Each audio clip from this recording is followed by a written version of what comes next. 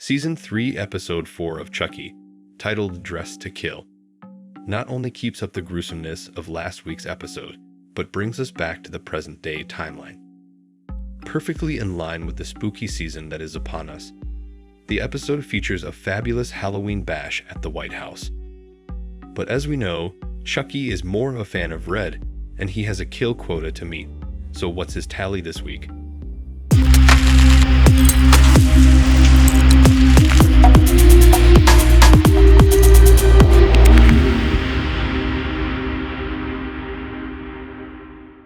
Episode 4 sees Tiffany adjust to her new life behind bars as she awaits her execution date. Due to the fact that she's taken over the body of Jennifer Tilly, she's treated as a celebrity in the prison, with no one believing her story that she's actually Tiffany Valentine. Because of this, she's put in a special ward, where she meets celebrity chef Evelyn Elliott, played in a fun guest appearance by my big fat Greek weddings Nia Vardalos. Tiffany gets incredibly excited upon meeting the chef, claiming that she is her biggest fan, and informing her that she used a lot of her techniques when it came to murdering. It's not something most would want to hear from a fan, but it does pique Evelyn's interest, and the pair seem to be on track to becoming fast friends. That is until Evelyn finds out that Tiffany killed Jennifer's sister, Meg Tilly. Even though Evelyn killed her husband and his mistress, and then baked them into a shepherd's pie, she draws the line at killing a sister. She tells Tiffany she's sick and evil and storms away, despite Tiffany's consistent reassurance that she's not actually Jennifer Tilly. Seriously, when is someone going to believe her? Later in the episode, Tiffany receives her legally mandated religious items, which consist of a Voodoo for Dummies book and some voodoo dolls. After Evelyn had stormed away earlier, Tiffany took the cigarette she had been smoking and put it in her pocket for safekeeping. The reason was so that when she received her dolls, she could bind one to Evelyn. She calls upon the power of Damballa while Evelyn is in the midst of teaching the inmates how to cook. Tiffany, always taking sadistic joy in her murdering, plays with the doll, causing whatever she does to it to inflict on Evelyn as well.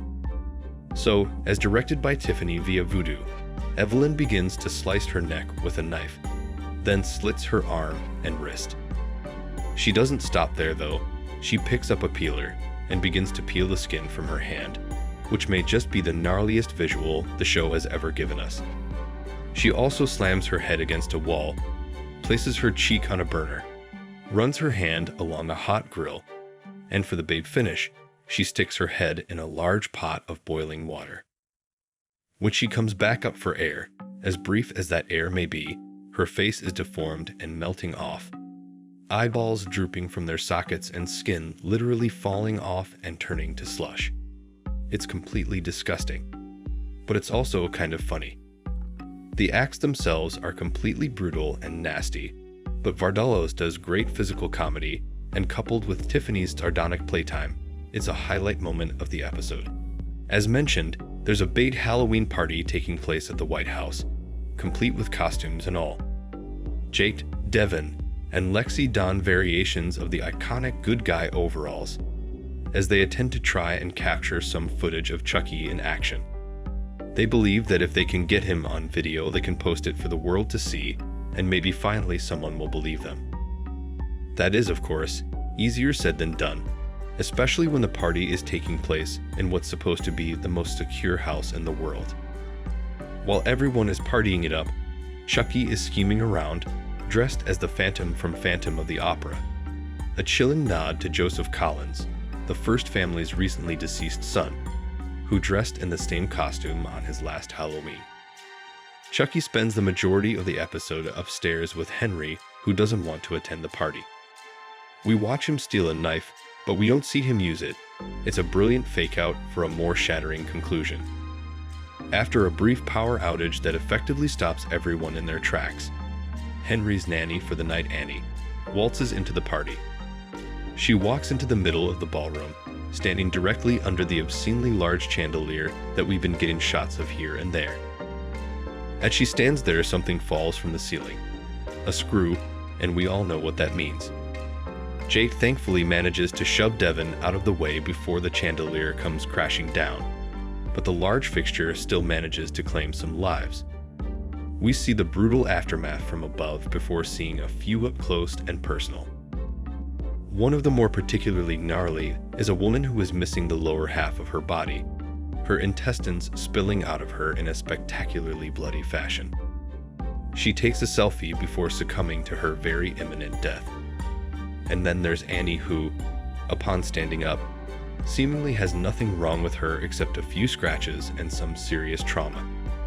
But just as soon as we breathe that sigh of relief, her face falls off, having been cleanly sliced by the crystals of the chandelier. We then learn that Chucky loosened the screws of the chandelier, thus dooming the party to end in disaster. Having successfully claimed 13 lives, which is 7 more than he needed to because he's an overachiever, Chucky does the classic ritual we've come to know so well by now. The thunder rolls, the lightning strikes, and everything seems to be back on track. That is until Chucky takes off his mask and looks in the mirror to find that he's aged even more.